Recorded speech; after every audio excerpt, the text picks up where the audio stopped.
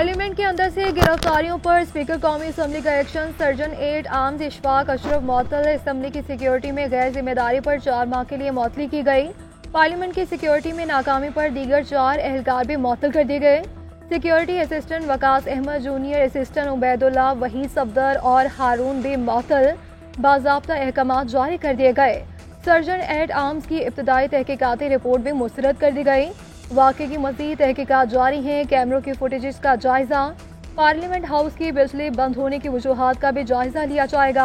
अयाज सादी का कहना है कि पार्लियामेंट का तकद्दुस पामाल करने वालों से कोई रियायत नहीं होगी। इस्लामाबाद इंतजामिया या पुलिस जो भी कसूरवार हुआ सख्त कार्रवाई की जाएगी। उधर स्पीकर अयाज सादी की ज़ेर सदारत कौमी असम्बली का इजलास। तहरीक इंसाफ के गिरफ्तार रहनुमाओं की शिरकत का इम्कान। गुज़श्ता रोज स्पीकर ने अरकान को पेश करने का हुक्म दिया था।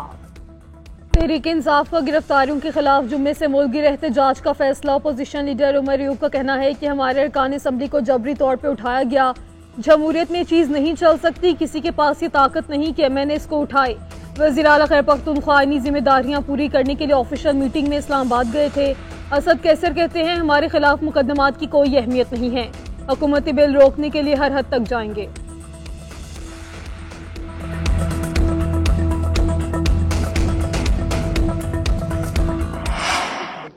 वजीर आला की जो जबान है कि तो उसके अपने पार्टी के लोग सिवाय एक शख्स के, मुझे यकीन अभी तक अपने कानों पे नहीं, लेकिन फिर मुझे याद आता है कि हाँ वाकई ये वही है जो मुल्क के वो नुकसान पहुंचाना चाह रहा था। फिर उस पर कोई हैरानी नहीं हुई कि जो बात की है तो उस पर तो जितनी मजम्मत की जाए वो कम है। 2018 में जिसको हुकूमत दिलाई गई वो सिर्फ मुल्क को नुकसान पहुंचाना चाहता था। मखसूस शख्स के इक़दाम की जितनी मजम्मत की जाए कम है। वज़ीर आला सिंध मुराद अली शाह की अली अमीन गंडापुर के बयानात की मजम्मत। कहते हैं मुंतखब वज़ीर आला ने जो ज़बान इस्तेमाल की सिर्फ एक शख्स इनके साथ है। मौजूदा हालात से निमटने के लिए हमें मुत्तहिद होना है। ज़ाती रंजिशें ख़त्म करके वतन अजीज़ की खिदमत करे। गवर्नर सिंध कामरान टेसोरी बोले कि हम 9 मई जैसे वाक़यात पर शर्मिंदा है। मखसूस सियासी जमात के बयानिए से पाकिस्तान की साख मुतासिर हुई। अगले महीने चीन और मलेशिया के वज़ीर आज़म पाकिस्तान आने का इरादा रखते हैं। इससे कबल सियासी माहौल खराब किया जा रहा है। कुछ लोग दुश्मन बयानियां फिर बेच रहे हैं। कौम को नफरत का बयानिया बेचने वालों को पहचानना होगा। अली अमीन गंडापुर इस्लामाबाद में इतने घंटे कहां गायब रहे? पार्लिमानी पार्टी के इजलास में सब बता दिया। अरकान ने सवाल किया कि कल रात आप कहां थे? वज़ीर आला ने बताया कि सरकारी हुकाम के साथ मीटिंग थी, किसी ने कहीं पर जबरदस्ती नहीं बिठाया था, मामूल का इजलास था मगर जैमर्स की वजह से राबिता नहीं हो सका। इजलास में जो कहा उससे पीछे नहीं हटूंगा, ना ही मुआफी मांगूंगा। अरकान असम्बली का अली अमीन गंडापुर के मौक़िफ़ की हिमायत करने का ऐलान। आइंदा जलसों में इससे भी सख्त मौक़िफ़ अपनाने का फैसला। असम्बली इजलास में रोजाना 5 अरकान हुकूमत के खिलाफ सख्त मौक़िफ़ अपनाएंगे। पार्लिमान की बेतौकीरी पर जाली वज़रा की ढिठाई परेशान कुन है। बुक्स में ये पार्लियामेंट की बेतौकीरी पर भी खुश हैं। हुकूमत कुछ भी कर ले मगर गैर कानूनी तरामीम पास नहीं होने देंगे। मुशीर इत्तलात खैबर पख्तूनख्वा बैरिस्टर सैफ का कहना है कि 9 मई पर मगरमच्छ के आंसू बहाना बंद करें और 10 सितंबर का मातम करें। स्पीकर आइन बाइन शाइन ना करें। पार्लियामान पर हमला करने वालों के खिलाफ मुकदमा करवाएं। पार्लियामेंट पर शब खून मारने वालों के खिलाफ आर्टिकल 6 के तहत कार्रवाई होनी चाहिए। 10 सितंबर जमहूरियत की तारीख में काले दिन के तौर पर याद रखा जाएगा।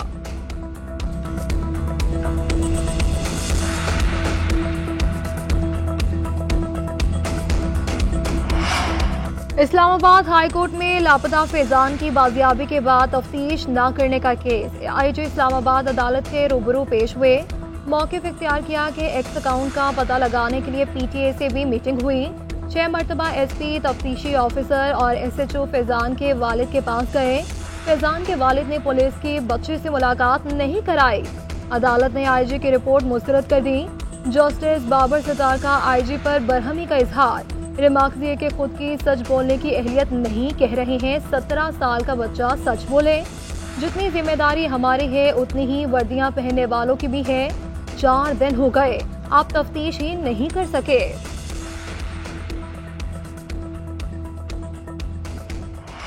चीफ जस्टिस काजी फायज ईसा के साथ सहाफियों की ऑफ द रिकॉर्ड गुफ्तगू को गलत अंदाज में रिपोर्ट किया गया। वज़ीर कानून ने बताया कि हुकूमत चीफ जस्टिस की मुद्दत मयाद 3 साल करने पर गौर कर रही है।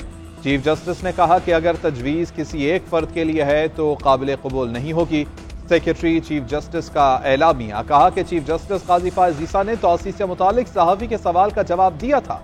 जजेस की तादाद बढ़ाने से मुतालिक सवाल पर चीफ जस्टिस ने कहा कि पहले खाली आसामियां पुर की जाएं। जजेस तकर्रुरी की नए मुजव्वज़ा बॉडी में अपोजिशन अरकान को बाहर न रखा जाए। वज़ीर आला पंजाब की ज़ेर सदारत अमन अमान से मुतालिक इजलास। वज़ीर आला पंजाब का ईद मिलादुन्नबी सल्लल्लाहु अलैहि वसल्लम पर फुल प्रूफ सिक्योरिटी का हुक्म। सरहदी चौकियों की तादाद बढ़ाने की मंजूरी। एहलकारों को बुलेट प्रूफ जैकेट्स और गाड़ियां देने का हुक्म। मरियम नवाज ने कहा कि पंजाब के अवाम के जानो माल का तहफ़्फ़ुज़ अवलीन जिम्मेदारी है। अवाम के तहफ़्फ़ुज़ के लिए जो कुछ भी करना पड़ा जरूर किया जाएगा। जुराइम पेशा और समाज दुश्मन अनासिर के खिलाफ बिला इम्तियाज कार्रवाई की जाए।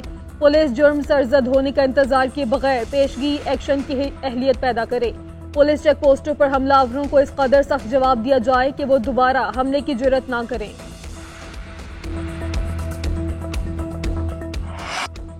इंट्रा पार्टी इलेक्शन पर इंक्वायरी के खिलाफ पीटीआई की दरख्वास्त लाहौर हाईकोर्ट ने समाअत के लिए 5 रुकनी फुल बेंच को भिजवा दी। अदालत ने रिमार्क्स दी कि इस तरह का मामला जस्टिस शम्स महमूद मिर्जा की सरबराही में फुल बेंच में ज़ेर समाअत है। मुनासिब है इस पर फुल बेंच ही समाअत करे। बैरिस्टर गोहर की जानिब से इलेक्शन कमीशन के हुक्म के खिलाफ दरख्वास्त दायर की गई है।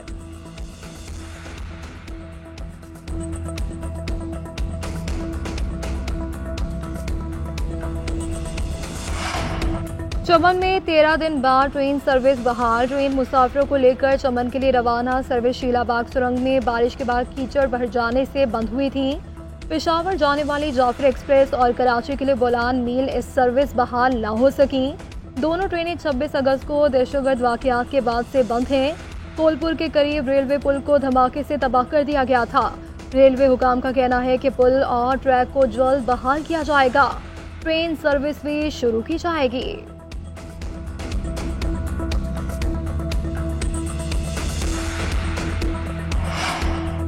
गुजरांवाला में संगदिल बाप ने 8 साला बच्चे को कत्ल कर दिया। मुबैना तौर पर घर में बिला वजह लाइट और पंखे चलाने पर बाप मुश्तइल हुआ। पुलिस के मुताबिक मुलजिम ने बेटे को तशद्दुद का निशाना बनाकर कत्ल किया।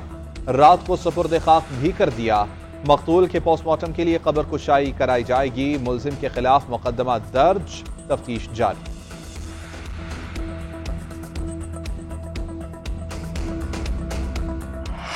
यूं दी हमें आज़ादी की दुनिया हुई हैरान। या कायदे आज़म तेरा एहसान है एहसान। बाबा कौम कायदे आज़म मोहम्मद अली जिन्ना की 76वीं बरसी आज अक़ीदत व एहतराम से मनाई जा रही है। अलग वतन का तोहफा देने पर पूरी कौम का बानी पाकिस्तान को खराज अक़ीदत। सदर मुमलिकत आसिफ अली ज़रदारी और वज़ीर आज़म शहबाज शरीफ का बाबा कौम को खराज अक़ीदत। वज़ीर आला सिंध मुराद अली शाह और गवर्नर कामरान टिसोरी की मिज़ार क़ायद पर हाज़िरी, फूल चढ़ाए और फातिहा ख्वानी की। तीनों मुसल्लह अफ़वाज के दस्तों की जानिब से मिज़ार पर फूल रखे गए। DG ranger Sindh major general Azhar Waqas की भी हाजिरी।